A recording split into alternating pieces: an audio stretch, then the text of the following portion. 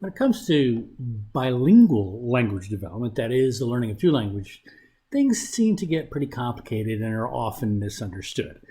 Fortunately, I brought Dennis the Menace to kind of help us along here and be able to explain a little bit more about what bilingualism actually is. You can see him here saying, Gina is bilingual. That means she can say the same thing twice, but you can only understand it once. Okay, well, maybe that's not exactly what bilingualism is, but it's important that we do have a firm grasp of it. Now, we've talked already about basic interpersonal communication skills. It takes 1 to 3 years to develop. We understand all of this.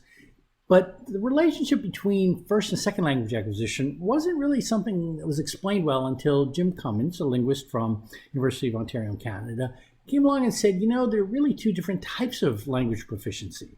That BICS stuff, which is what we use on a daily basis, which only takes 1 to 3 years to develop, all right, but it's the tip of the iceberg. He wanted to emphasize that being the tip of the iceberg, it wasn't something that was terribly important. It's just a simple ability to communicate and get your basic needs met. If you never go to school, you only end up with BICS, but you can get along pretty darn well. You don't need to have the more advanced kind of language, which Cummins defined as CALP, Cognitive Academic Language Proficiency. Again, we've talked about that a little bit. And what he means by that is the type of language that you learn by virtue of being in school. Now, it takes 5 to 7 years before CALP begins to even emerge. And it doesn't just show up fully formed. It's a developmental process. You get early CALP, then intermediate CALP, then you get advanced CALP when you get to high school or college or graduate school or beyond. Okay, so it continues to rise, but it's a different type of language because it's the language of schooling. It's what we expect children to be able to do when they're in school. And this forms the deep structure of the language. What Cummins calls the iceberg metaphor here, it is that part of the iceberg that is below the waterline. You can't see it. You see, BICS, when somebody starts talking to us, is something we can see right away. When somebody opens their mouth and starts communicating to us, we can tell a lot about them. We can tell where they're from by the words they use, how educated they are, by the grammar, complexity of their vocabulary. We can tell, whether they have an accent or not. We know so many things about kids simply as a function of them being able to speak to us. But the CALP is more hidden. And it's hidden, and it may not even be there because you still have the tip of the iceberg. You don't really know what's beneath it. And Cummins was one of the first to be able to say, you know what? There's an interdependence going on here between L1, the first language, and L2, which would be the second language. And he calls this his developmental interdependence hypothesis. And he says that essentially, the better you've learned your first language, the easier it is, and the better you can learn a second language to the same or even a better degree. Why? Well, he says there's this process of linguistic transfer that occurs, okay, based on, or how rapidly it occurs, is based on something known as common underlying proficiency. Now, this is how much two languages might have in common. So, for example, Spanish and Italian are very, very similar. So, therefore, if I wanted to learn Italian, it really wouldn't take me very long. There's just so much overlap there. But between, say, English and Japanese, right, or between Korean and German might not be a whole lot of overlap. So therefore, it could take a little bit more time. However, there is always some underlying proficiency that remains in common. For example, if I already know that a language has parts of speech, then I know another language might have parts of speech. If I already know that there are symbols to which we can assign sounds, then I know that another language might have symbols to which I can assign sounds. So it's not like you have to start from scratch. When you have CALP, you may have already learned to read, to write, to use language in a deep and meaningful way. You don't have to relearn to read or relearn to write. You merely have to relearn to read in another language. You see the difference there? And that's why having that development in that first language is really so important. The problem comes in when we have children who don't yet have CALP. And so if you think of the types of children that may exist in our schools, particularly those that might get referred for academic difficulties, you could categorize them as those with high L1, let's say CALP in their native language, and high L2 CALP in English. Now that would be a type 1 kid. Equal proficiency, true bilingual, but you could only be at a minimum, let's say 5 to 7 years. So we're talking 4th, 5th grade, so probably 10 years old. and you would have been educated in 2 languages by that point, learned them both really well, one of them including English, and do you think that child will get referred for academic difficulties? No, that child is doing very well in school, probably going to be the valedictorian of their class. They can do anything you want in 2 different languages, right? Now, the type 2 kid is a good high potential learner. That child has been educated in their native language. That child has been able to learn to read, write, do math in their heritage language, and now they need to learn to do that in English. But given what we just showed you in terms of BICS and CALP with Cummins' framework, they have all of that information that they can bring over and transfer into the learning of English. Give them 1 to 3 years to develop their BICS in English, and they will be able to do what you want them to do in either language. They'll look more like the kids up above, the type 1. And then there's a type 3. Now, this is very unusual, where a child started learning one language, but then it was quickly replaced and supplanted by English. You could think perhaps of a child adopted before the age of about 2.5, certainly before the age of 3. In that case, if the parents who adopted the child, and the child was a child who spoke another language, but at that point, the parents are monolingual English speakers, then the child has heard only English 24/7 from that point on. And that means that child might have some delays in vocabulary that are measurable early on, but it's likely to wash out over time because the parents can support English and have supported it from a very early point. Okay? You don't see a number of kids like that unless they're in preschool and you're trying to evaluate them early. But the type of kid we see more often than any other is the type 4, the at-risk second language learner, where we are asked to determine, is this child's performance in school due to the fact that they are in the normal process of second language acquisition, or is there a real disorder somewhere underlying there? That child had BICS in their heritage language, but not CALP. They have nothing to transfer to the learning of English. They effectively had to start from scratch in English. And that means that developmentally, they are behind. This is a big problem. You see, we misunderstand how language affects children and how they have to switch between these registers. The BICS register is just social. It's what you hear on a daily basis. But that may be the language that is spoken in the home. My parents, for example, were not very well educated. We didn't have CALP in English at home.